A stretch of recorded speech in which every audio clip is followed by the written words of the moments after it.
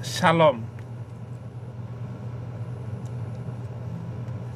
Seseorang akan ditentukan oleh sebuah kitab suci, karena kitab suci itu tempat orang mengambil pengalaman hidup. Kitab suci akan berbicara kepada seseorang dan mengatur jalan hidupnya. Sekarang kita bertanya, apakah Al-Quran itu? Saya masih ingat sekali, segala sesuatu yang diciptakan Allah pasti ada manfaatnya. Al-Quran mengandung banyak pokok ajaran sehingga seluruh hidup dan kehidupan ini menjadi teratur. Oleh karena itu, di dalam Al-Quran terdapat ayat-ayat yang menjelaskan tentang fungsi seperti dikutip dari Al-Quran dan hadis. Bahkan ada ayat-ayat Al-Quran mengatakan, menjelaskan secara terperinci. Hudal linnas wa bayyinatin minal huda wal furqan. Quran itu adalah petunjuk bagi manusia, hudal linnas wa bayyinatin minal huda, dan juga menjelaskan tentang apa yang ditunjuk itu dan pembeda, gitu katanya. Namun apakah benar seperti itu? Ya, tentu saja yang percaya ya. Tetapi tatkala kita menerangkan bahwa Quran itu petunjuk bagi manusia, apa yang ditunjuk? Semua berkata bahwa Quran, kitab yang diwahyukan Allah kepada Muhammad, sebagai rahmat dan petunjuk yang beriman, bertakwa, dan hidup dan kehidupannya. Ini sesuai dengan firman Tuhan. Al-A'raf ayat 52, walaqad jayyannahum bikitabim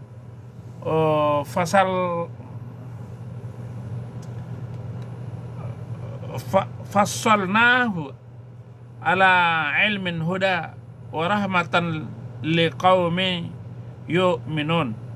Sesungguhnya Quran mendatangkan kepada mereka yang kami jelaskan atas dasar pengetahuan, sebagai petunjuk dan rahmat bagi orang-orang yang beriman. Bertentangan sama sekali dengan kenyataan bahwa Quran itu menjadi alat penghancur kehidupan umat manusia dan juga boleh mengambil nyawa manusia, dan dari Quran itulah terjadi kericuhan-kericuhan kaum telolis dan sebagainya.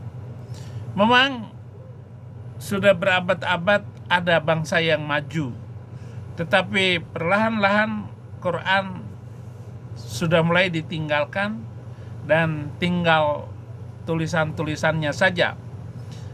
Memang banyak yang mencapai kemuliaan dan kejayaan, keselamatan dan kebahagiaan, katanya, sejak di dunia dan di akhirat. Tetapi sekali lagi, itu hanya konsep dan petunjuk yang sampai hari ini masih dipertanyakan. Quran juga sebagai sumber pokok ajaran Islam, sebab diambil syariat, dalil-dalil syar'i yang mencakup seluruh aspek hukum manusia di dalam menjalani hidup. Ini sesuai dengan katanya di Quran surat yang ke An-Nisa ayat 105, inna anzalna ilaikal kitaba bil haqqi litahkuma bainan nas bima arokallah wala takun lil khainin khasiman khainina khasima. Sungguh kami telah menurunkan Quran itu kepada Muhammad membawa kebenaran agar engkau mengadili antar manusia dengan apa yang diajarkan Allah kepadamu, dan jangan engkau menjadi penentang karena membela orang yang berkhianat. Jadi Quran ini dipakai juga untuk menghukum orang, dan memang ada mata ganti mata, gigi ganti gigi, luka pun ada kisosnya. Surat Al-Maidah ayat 45. Pengajaran bagi manusia katanya. Dan okelah, saya tidak memperpanjak. Kita tanya kepada Kumaila, benar nggak begitu Kumaila? Dewasa ini tidak melihat Al-Quran secara sentral ya, secara utama gitu, bahwa itu adalah wahyu yang harus digunakan sebagai referensi utama dalam berbagai hal gitu, dalam hal pengetahuan ataupun pengambilan keputusan. Tapi Quran itu adalah salah satu referensi. Jadi aku tidak menggunakan Quran sebagai sebagai petunjuk mutlak gitu.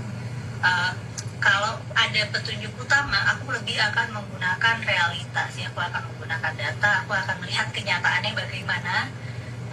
Kalau memang Quran bisa menjadi penjelas atau bisa menjadi referensi dari kenyataan itu, ya berarti bisa dipakai gitu. Tapi kalau misalnya tidak ada gitu penjelasannya, ya nggak bakal cari-cari. Kan ada tuh orang yang misalnya sebenarnya tidak dijelaskan di Quran, tapi seolah ada gitu, dicari-cari. Ternyata setelah kosakata Quran itu diturunkan kemana-kemana, jadi ada makna-makna baru gitu. Aku nggak memakai pendekatan seperti itu gitu dalam membaca. Aku sepertinya. Oke. Bagaimana, apakah Anda setuju dengan pendapat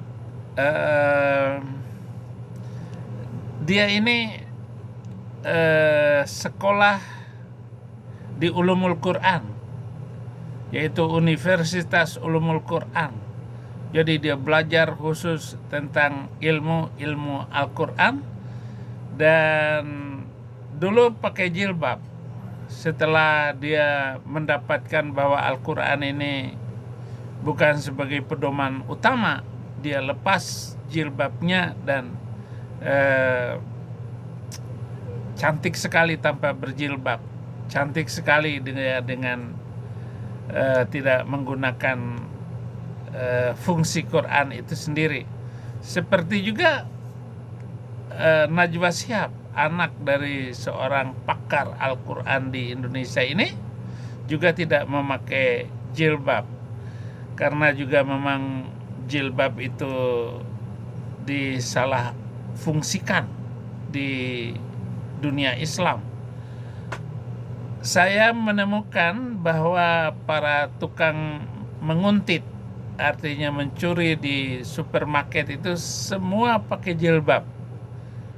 Mereka yang pakai jilbab itu baik di Indonesia maupun di Malaysia, mereka difoto, ditempelkan, tolong yang ada wajah kayak begini tangkap ini orang. Pakai jilbab untuk mencuri di supermarket. Di Johor Bahru pun sama, pakai jilbab semua. Apakah dengan fungsi jilbab seperti itu lalu kita mengatakan Al-Quran salah? Ya nggak salah, nggak apa. Tetapi yang jelas bahwa salah satu sisi negatif dari penggunaan dan pelaksanaan hukum Islam itu sebenarnya sudah tidak diperlukan lagi di akhir zaman ini. Itu yang mau saya bicarakan, yang mau saya sampaikan, dan saya menjelaskan apa yang disampaikan dan pendapat luar biasa dari Kumaila. Jangan lupa membantu pelayanan di Indonesia. Tuhan Yesus memberkati.